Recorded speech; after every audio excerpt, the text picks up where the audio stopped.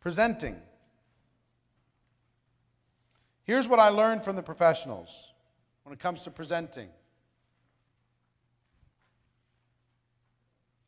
We got this? Is it working, guys? Hello? Oh, there it is.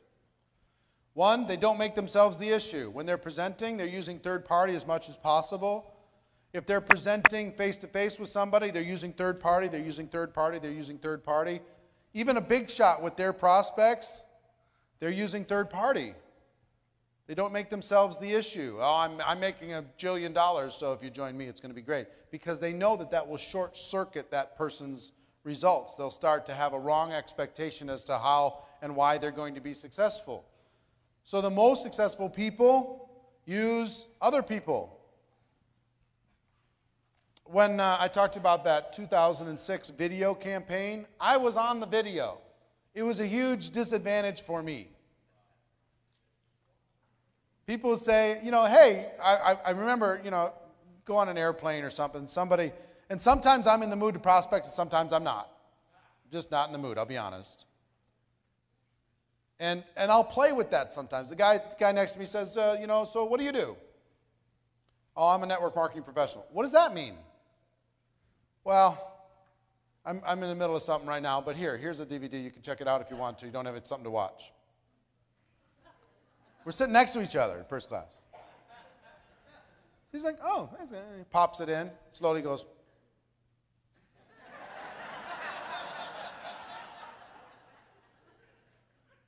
Okay.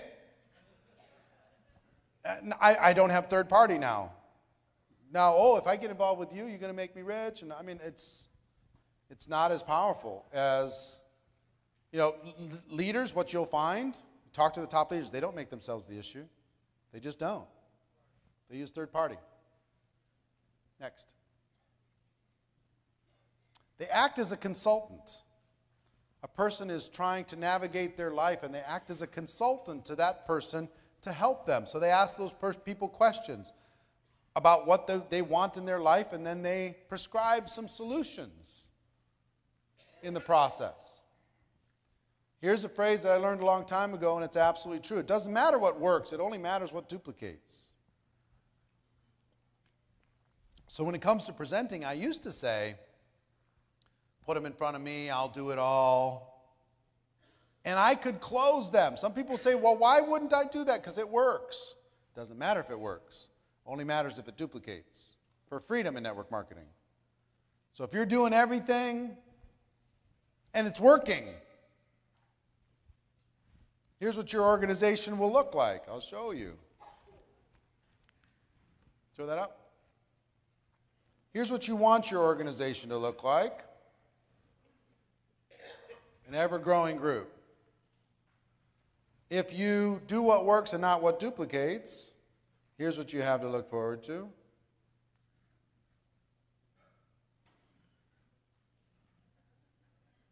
It's even worse than that. I'll do it this way. Here's your front line. There's their front line. There's their front line. There's their front line. I sponsored 40 people and nobody's doing anything. Well, because you made yourself the issue. That's why. It worked, because you were influential. Why wouldn't you shortcut it? Put everybody in the room, say, I'm about to crush this thing. Line up if you want to get wealthy. Okay, I'm in. They tried that same approach with their people that did not work. So now they come to you and say, if I put a bunch of people in the room, will you come over? Sure. You get a smaller group, smaller group, smaller group. Flat line.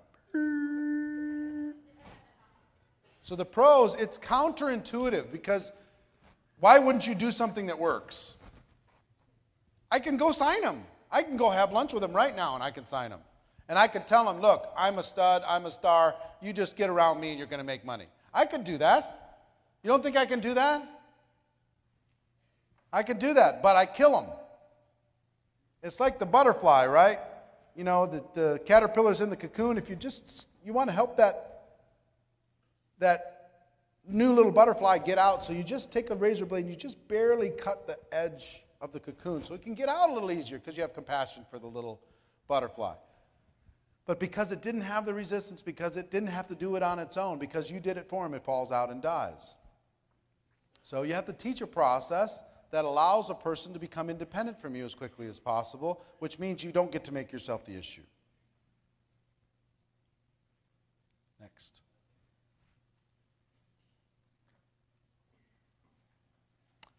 What the professionals do in presenting, they bring passion, enthusiasm, excitement, and belief. So let me tell you, when it comes to presenting, one of the first things that you need to do, and it'll be difficult for us to do a deep workshop for this entire group, but I'm going to give you some framework for it. One of the first things you need to do is you need to create your story. Your story, because you're going to be telling your story for the rest of your career. What is your story?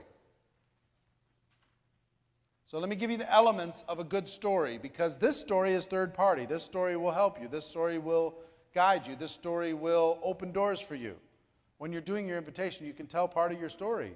Whatever you're promoting, even if you can't defend it, you're going to promote it. One is your background. As you know, I was a doctor, I was this, I was that, I'm, truck driver, whatever. Two, the things you didn't like about your background.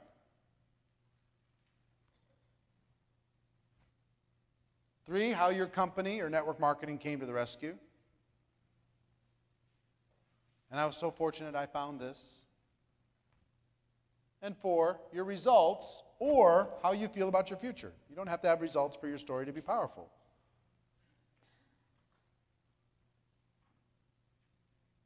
So my background is I had 18 jobs before I was 22 years old. I was behind on my bills and my promises, and I had my family, and I didn't know what I was going to do. I had no college education, and obviously I was scared. I was scared about that. I was scared that my life was going to repeat itself. And I was fortunate to get introduced to the network marketing profession, to be able to give me a chance when the world wasn't giving me a chance, or at least I wasn't creating opportunities for myself. I found a place where I could learn and I could grow and I could do it on my own, and I would get support along the way. And in just a short period of time, I'm now on track to have control and have freedom, and I'm helping others, and I feel good about my life, and I feel good about my direction. 30 seconds. You can say that in every one-on-one. You can say that as a testimonial, your live meeting. You can say that on a conference call. You can say that on a three-way call. You can say that at your company convention. You can say that in every direction possible. But you need to craft it. Your best story. For Albert drove truck for how long? 7 years. Is there a way for you to briefly convey to me the pain that you felt in that process? How would you convey it? It was the most excruciating, unappreciative job you could ever have. Yeah. He said, he could say my background is I was a truck driver, and it was the most excruciating situation where I was so unappreciated every single day. I just couldn't imagine something where you'd feel less appreciated than what I was doing. And when he says that, the whole world will go, you know what, me too. Me too. I make my boss look good every single day, and I don't get appreciated. I've been busting my butt every single day, hard work, and I don't get appreciated. I just get more and more pressure. Me too. But then I found a way to escape. And look at me now. I'm out of the truck, and I'm on with my life. And I'm helping other people do the same thing. It was the greatest thing that ever happened to me. 30 seconds, 40 seconds. It's not a 5-minute thing. 30, 40 seconds. That story will serve you for your whole life. And what you need to remember, what a lot of people forget, including myself, the only story that's valuable is the story prior to network marketing. That's the story that's valuable to the people that you talk to. So for Tiffany, the story is not, here's what happened to me in the last 3 years. The story is, I was in the factory. I was making Smucker's jelly. in Memphis, Tennessee. And here's how that made me feel. Here's how I felt about my future.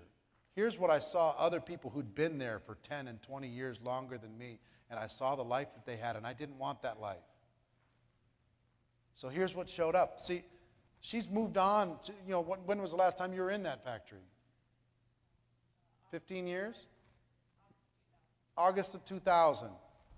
So almost 13 years ago. But guess what her most powerful story is now? That story from 13 years ago. That's what everybody relates to. The time when you went from outside of network marketing to inside and what it did for your life. If you got results, talk about them. If you have hope, talk about it. If you've got a future, talk about it. Whatever it is, talk about it, right?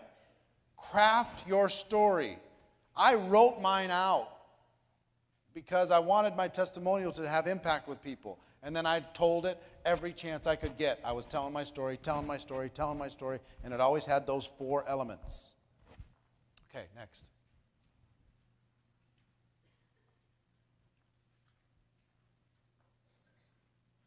Tell your story to your prospects. Tell your story to other people's prospects. Tell your story on 3-way calls, conference calls, and webinars.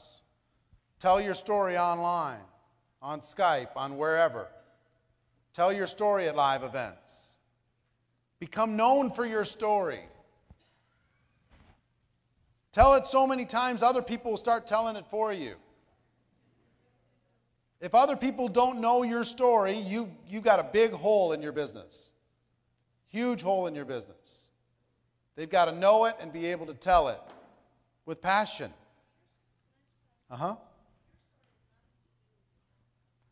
It could have something to do with your company or network marketing, how your company or network marketing came to the rescue for you to help you escape from that situation.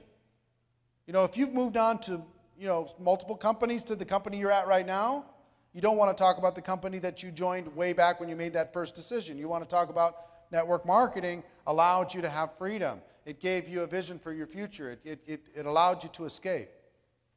See what I'm saying? All right. The person with the marker makes the money.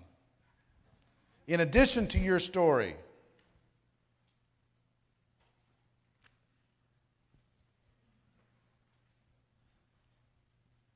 you've got to learn your opportunity presentation. And I'll tell you how I learned it. I learned it by copying the top earner in the company and recording their presentation, which they did exactly the same every single time, writing it down on a legal pad, pause, rewind,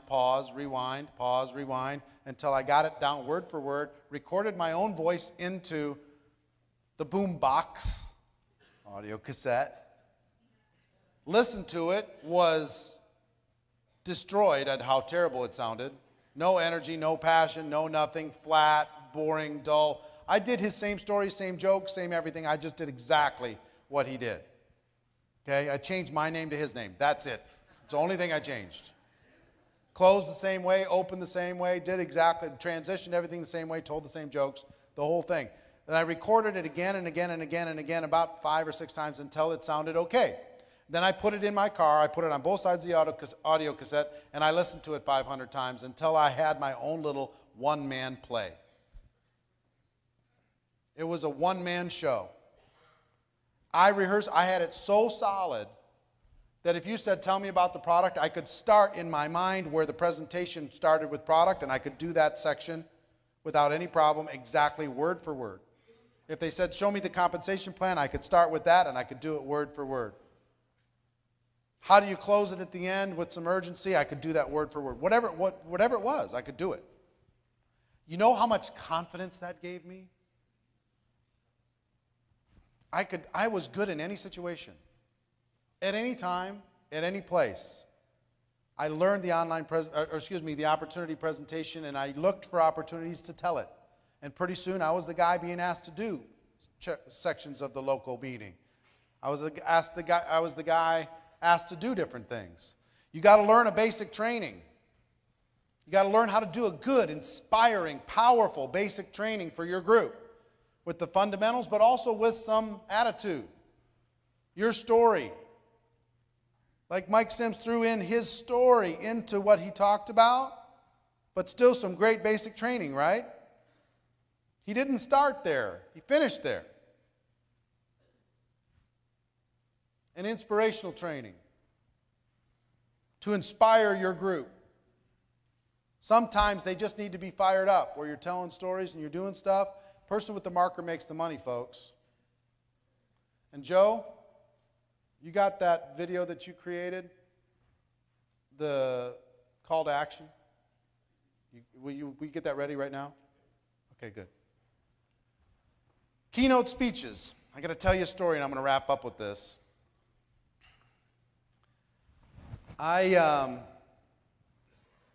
It's 1993. And I'm an up-and-comer. I'm making some money with my company.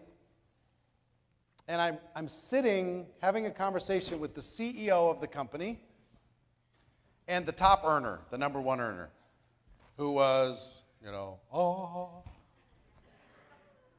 And we were talking about different things, and I jokingly said, he's a better networker than me, but I could out-talk him anytime. Give me a little preparation, put me on the stage, I can outdo him. A joke.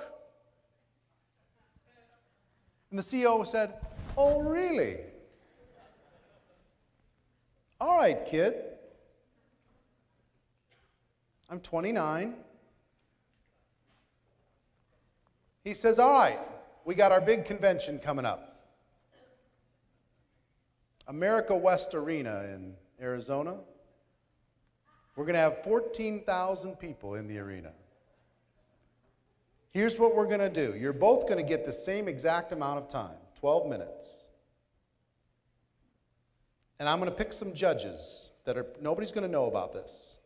It won't be a popularity contest. It will be a performance contest. It's 3 months from now. And between the judges and myself, we'll decide who wins." I'm like, okay. What did I just do? Yes, I wanted to get on stage, but I was scared, man, because I didn't have this guy's power and influence, and everybody worshiped this guy. But you know what I could do? I could prepare. So I prepared. I prepared like my life hung in the balance. I mean, I wrote and I studied and I researched and I practiced and I prepared, because defining moments like this come not too often in your life. And I'll tell you what happened a little later, but I just found an audio recording of that talk 20 years ago. So the boys from Cash Media took that talk and they put some video images too, because there's no video, it's just the audio. I'm going to play it for you now. It's 12 minutes. Yeah. The voice is a younger voice. 20 years ago, 29.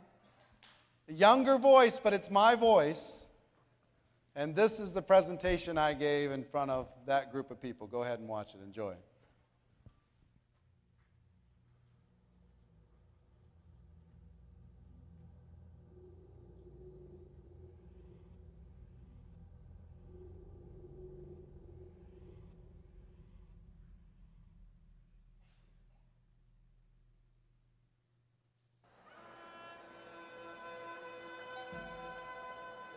Over 200 years ago, there was a revolution, an American Revolution, an event that literally changed the course of history.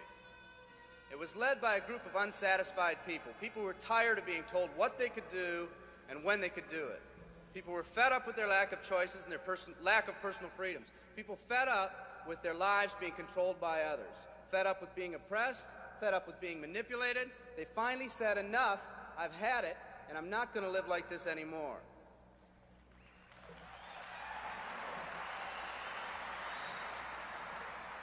Our ancestors were people that took full responsibility for what happened to them. It was that spirit that ignited a country and formed what is now a giant in the free world. I have a question for you. Where's that spirit today? It's time for another revolution.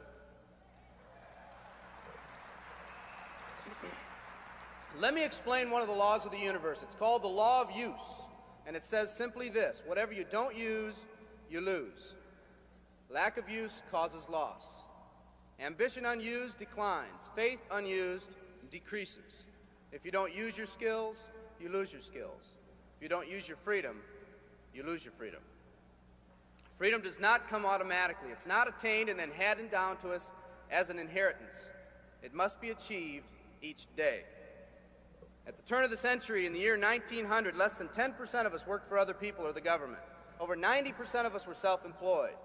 We were an independent people. In 1980, only 80 years later, over 90% of us worked for the other people or the government. Less than 10% of us were self-employed. We changed from an independent people to a dependent people. We'd slowly shifted from a people who took full responsibility for everything that happened to them to a people who've become talented and practiced at the art of blaming others for their problems.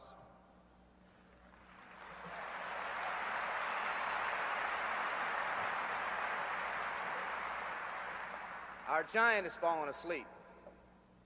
Our forefathers didn't say, "Who's going to take care of me?" They simply said, "All I ask is the opportunity to be free and the ability to take care of myself and my family." Today, we elect officials who will quote-unquote take care of us. We cry out against anyone who dares to ask us to provide more value in the workplace. We do everything we can to spread around the suffering in our society, and yet no one is willing to step up and be part of the solution. We've slowly changed from a society that compensates based on value to a society that compensates based on entitlement and seniority. What we've come to believe is our due. We act as if someone actually owes us a living. Part of this change is due to the dramatic rise of conformity in our society. We're all taught to conform. Incredible pressures are put on us every day to do things, quote-unquote, the right way. And yet no one asks the question, is this really the right way? A man once said, "I'm just a collection of mirrors reflecting what everyone expects of me." We live our lives to please those around us, and the scary thing is, the people around us are doing exactly the same thing. Psychologist Rollo May calls us outer-directed people. We don't act, we only react. We seek not to be outstanding, but to fit in. We're able to respond, but not to choose. Perhaps that's why a wise man once said, "The mass of men lead lives of quiet desperation." In order to change, we need to become inner-directed people. People with our own purpose. People who are not easily swayed by the opinions of others. And that's difficult because from a very early age, we look to the opinions of others to orient ourselves and to validate our decisions and our actions. Nietzsche said, "We need more strong people in this world because the weak, by their sheer mass, are forcing weak ideals and weak values on us all."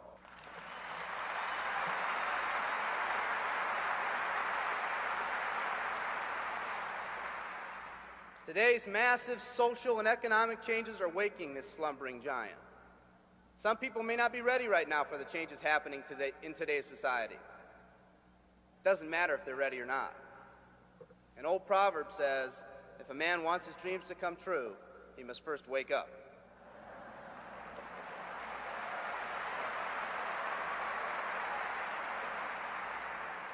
I, for one, am glad for the radical changes in our society because I believe that within that crisis, we will find that independent spirit that once pioneered this country. Some of us are finally ready to change. The displacement of our workforce has caused many of us to start searching for something better. Moving products and moving services is our business and our goal, but what we are becoming in the pursuit of that goal is a larger and much more important issue. The rekindling of our independent spirit has more lasting value.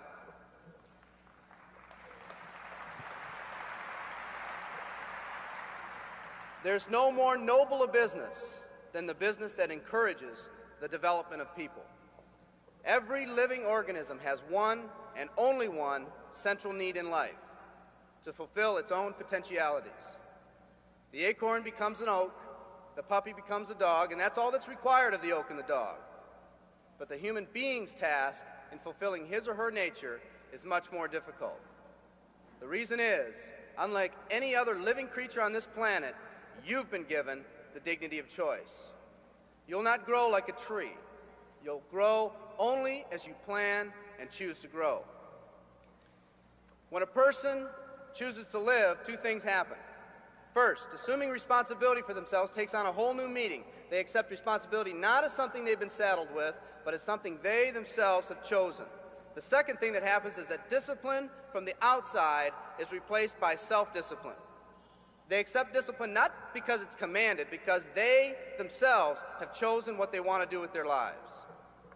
Just like when the disenfranchised men and women over 200 years ago got fed up and said, "I'm not going to live like this one more day," there's another revolution coming.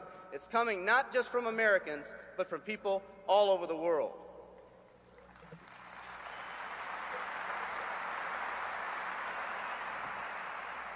It's coming from people who've been oppressed in meaningless jobs, from people who've been unjustly held back, from people who've been slighted or ignored, from people who've had their hopes crushed time and time again by the circumstances around them, from people who've been playing in a game where the rules weren't the same for everyone, from people whose dreams have almost died by the methodical dripping of negative and pessimistic forces, people who've just been waiting for the right opportunity to present itself, an opportunity that they could hold on to, believe in, a place where people believed in them.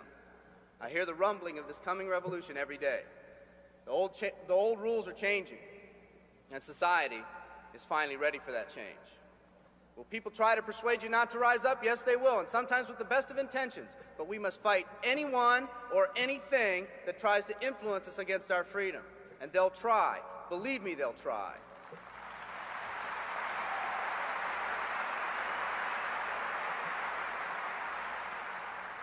They'll try to suggest you off course, to nudge you off course, to distract you off course. There's another revolution coming, and it's going to be led by a group of unique and courageous people like you.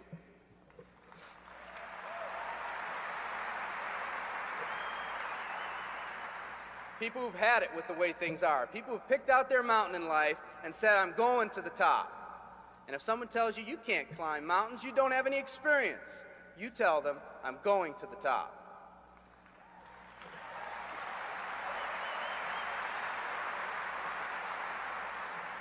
And if your neighbor tells you, "Come on, choose another mountain, that one's too rocky," what are you going to tell them?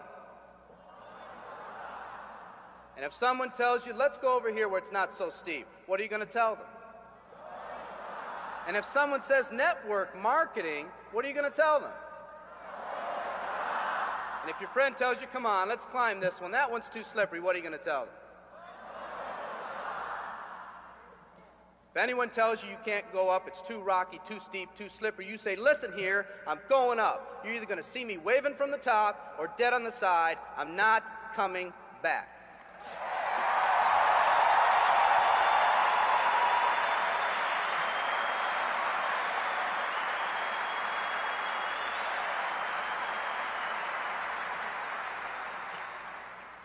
There's something about the do-or-die attitude. It's almost like when someone has a do-or-die attitude, time, fate, and circumstances seem to get together, have a hasty conference, and say, they say they're going to do it or die. We might as well let them have it.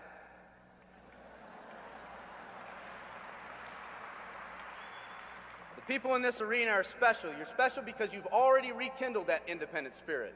You've already said that you're not going to conform to negative pressures around you. You've all said, "Enough, I've had it, and I'm not living like this anymore."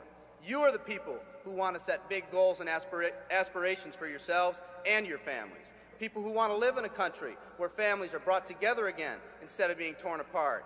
People who want a country where once again owning your own business and controlling your own destiny is commonplace.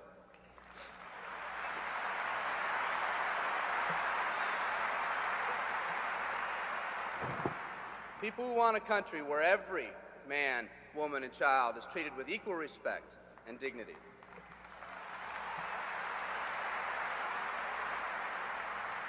People who will pay any price so their families will not live with the legacy of maxed out credit cards and unfulfilled promises.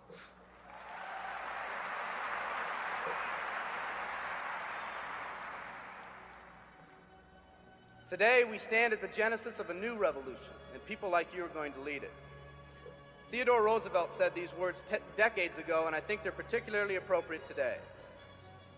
He said, "We see across the dangers of the great future, and we rejoice as a giant refreshed. The great victories are yet to be won. The greatest deeds yet to be done. I've dreamt of a company that can give us the opportunity to make these dreams come true by allowing us all to fulfill our own true potential. I love you all. Thank you very much."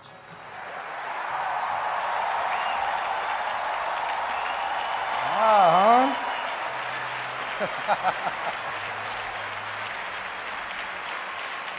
Wow. Something, huh?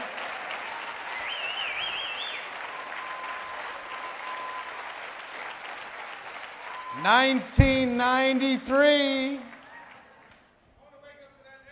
Younger voice than today for sure. 1993. Here's the lesson. We'll put it up online. Joe and Cash Media did a great job of putting it together. We'll put it up on Network Market Pro. We'll put it up on YouTube. You can use as much as you'd like. But what I'll tell you is this. What's the lesson? Prepare for your moment. Prepare. Put together your talk. That is borrowed from the books that I read and the audios that I listened to and the leaders that I respected and the ideas that I had in my own mind. But I was not completely the person that was qualified to say what I said, but I was the person who had an opportunity to say what I said at age 29. Oh, by the way, guess who won? I won, man. If we were working together personally, if I was coaching you personally, one of the most important things is for you to build your brand and for you to have a talk like that or better that everyone in the world can't wait for you to say, that if it's recorded and put on YouTube, it gets 1 million views because it inspires your whole group. Guess what happened to my life after that day? It blew up, man. I became somebody. Did you hear that talk from that kid? Man, all of a sudden my group looked at me different.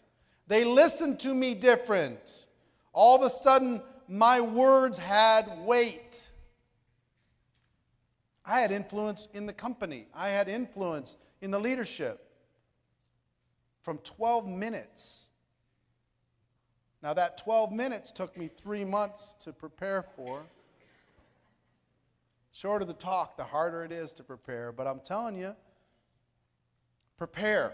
Back to that last slide, please. Presenting. You got to decide that you're going to become a pro here. That you can do your story. That you can do your opportunity presentation as good as anybody in your whole company. In a way that lights people up with passion and energy. That you can do a basic training in a way that gets people to take the action that they wouldn't have taken if you hadn't done the basic training. That you, every single one of you, can do an inspirational talk for your team that will give them fuel to go to the next level. You'll be able to do a keynote and be asked to go up onto the stage because the company had heard about you and they want to hear your talk. And no, you don't need an hour. 12 minutes was enough. You could do a lot in 12 minutes if you prepare. So the lesson is to prepare, to be ready, to be awesome, to practice, to rehearse. What Les Brown says, rather be prepared for an opportunity and not have one than have an opportunity and not be prepared. Be ready to just get up there and crush. And every single one of you can make a name for yourself if you'll decide to build on this skill.